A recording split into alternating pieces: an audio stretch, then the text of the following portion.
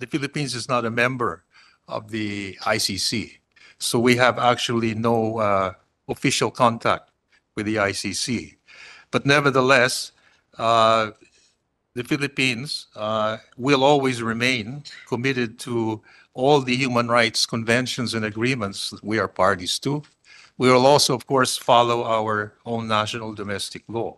And it's in that context that we will work to see how we can promote the various commitments that all countries have to human rights convention. So dapat sana ang naunang, kung mayroong pagkakasala, yung ating nakaraang Pangulo, dito siya dapat na-arestuhin, dito siya dapat litisin at hatulan mismo ng ating sariling mga batas. The ICC itself did not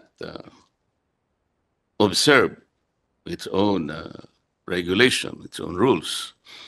At meron naman po tayong domestic law, hindi po ako nagkakamali. This is Republic Act 8591 na sinasabi po doon ang nagkasalang isang Pilipino, kahit na yung